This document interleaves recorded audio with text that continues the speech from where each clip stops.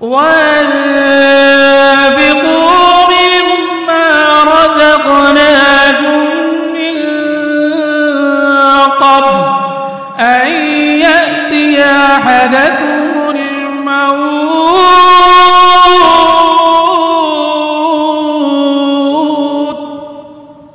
আল্লাহ বলেন কিছু কিছু মানুষের মৃত্যুর সময় সে বলবে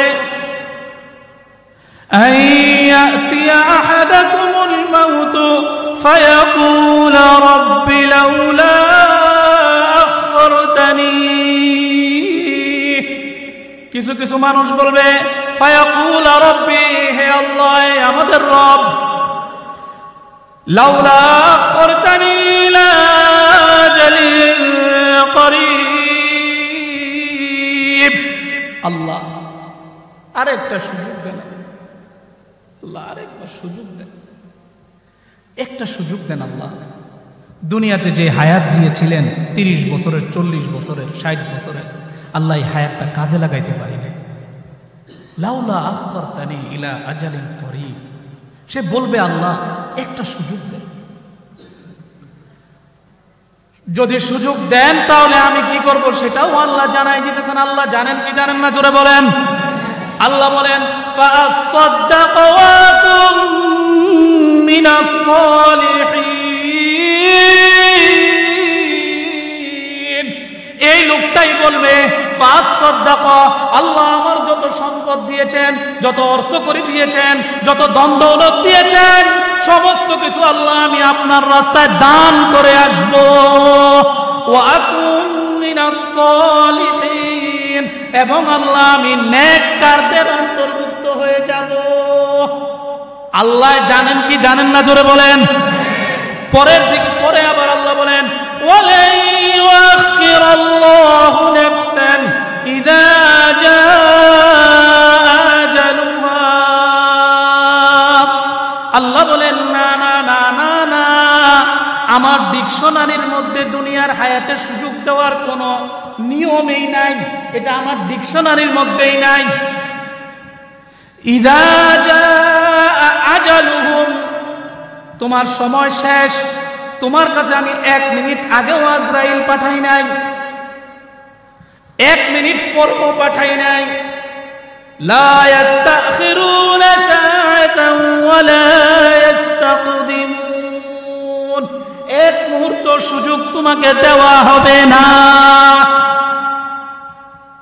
কোন মানুষ যদি বিমানে টিকিট কাটছে ইমিগ্রেশনে যাইতে গেছে 2 ঘন্টা আগে এই লোকটা যদি 2 ঘন্টা পরে যায় বলেন তো বিমান তার জন্য অপেক্ষা করবে কি করবে না আমনে গলে কেমন হয় করবে এই জন্য কথা কন না জোরে কোন করবে কি করবে না যদিও বিমান করলেও করতে পারে কোনো সমস্যার কারণে কিন্তু আল্লাহ বলেন ইযা জাআ আজালুহুম আল্লাহ যখন আজরাইল পাঠাই দিবে আজরাইলের কাছে কোনো সময় সুযোগ কিছুই চলবে না ও আমার মুসলমান ভাইরা ও আমার নারী পুরুষ সব ভাইরা যেখানে কারেন্ট মাইকের সাউন্ড যাচ্ছে এই মেয়েরা তোমাদের জীবন কত সুন্দর জীবন আল্লাহ তোমাদেরকে দিয়েছেন নবীজি হাদিস শরীফের মধ্যে বলেন মেয়েরা যদি খালি 4টা কাজ করে মেয়েরা যদি খালি 4টা কাজ করে মেয়েরা যদি 4টা কাজ করে আর 4টা কাজ করে যদি দুনিয়ার থেকে যাইতে পারে আল্লাহর নবী বলেন মৃত্যুর পরপরই তাকে 8টা বেহেশত স্বাগতম জানাবে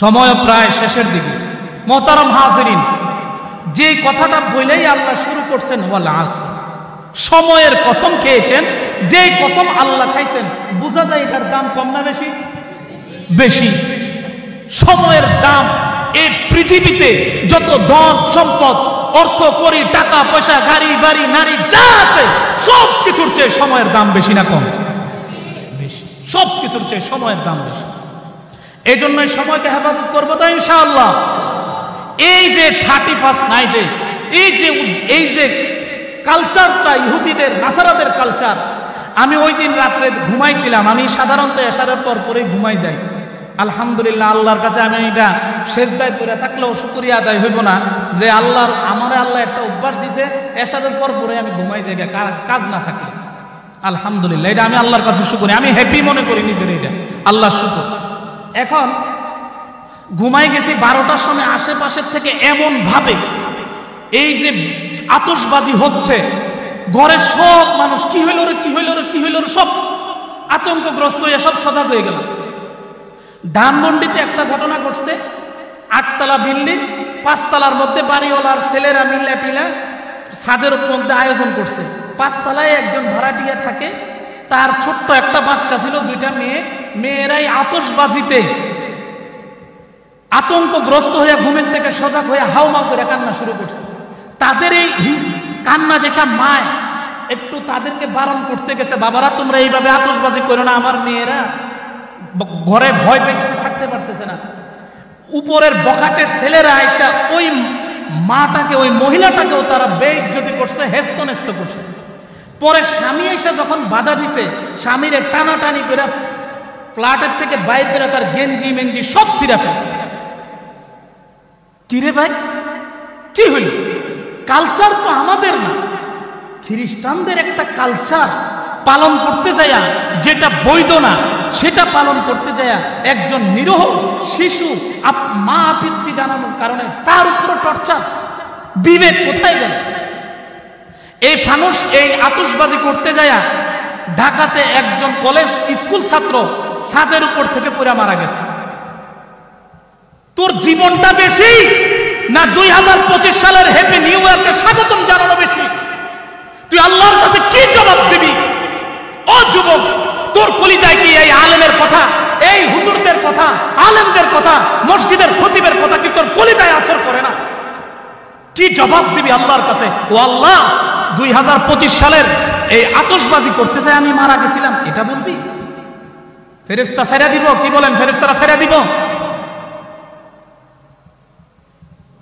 শুধু কি ছেলেরা? আরে না, আমাদের মেয়েরা আরো বড় অ্যাডভান্স। গত শনিবারে আমি কুমিল্লা নোয়াখালীর থেকে মাহফিল শেষ করে আসতেছি রাত্রে 3টা বাজে। 14 গ্রামের এদিকে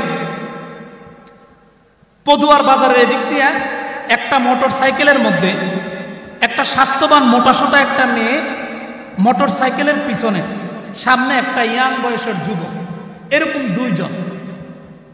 রাত্রের বাজে 3টা। এই যে মোটর সাইকেল ছাড়ছে, আমাদের গাড়িটা 80-র উপরে স্পিড, আমাদের গাড়ি পর্যন্ত তারে ওভারটেক করতে পারতেছে না। সে যে চালাইতেছে মনে হয় যে একটা পাগল, একটা উন্মাদ। পিছনে একটা মেয়ে। আমি প্রশ্ন করতে চাই আপনাদেরকে, এই মেয়েটা কি কোনো মায়ের সন্তান না? এই মেয়েটার কি কোনো বাবা নাই, কোনো গার্ডিয়ান নাই? রাত্রের 3টা বাজে যে একটা ছেলের পিছনে লেলাই দিছে, বলেন এই মেয়ে এবং মেয়ের মা বাবা আল্লাহর কাছে কি জবাব দিবে? এই জীবনের কোনো দাম নাই, কুত্তা কুত্তির জীবন, ঠিক কিনা জোরে কোন? এই সমাজের সন্তান যদি ভালো হয়, আমাদের এখনো ফিরে আসার সময় আছে। ভাই আরেকটা কথা, এই যে আপনারা দেখতে, এই যে আমাদের প্রত্যেকটা ফ্ল্যাটের উপর আমরা আতশবাজি করলাম, আমরা খুশিতে আনন্দে আমাদের বিল্ডিং এর উপরগুলি লাল বানিয়ে ফেলেছি, হলুদ বানিয়ে ফেলেছি। কিন্তু আমরা যদি সেই ফিলিস্তিনের গাজাবাসীদেরকে লক্ষ্য করি, আমরা আমাদের উৎসবের কারণে আমাদের বিল্ডিং এর উপরগুলো লাল বানিয়ে ফেলেছি।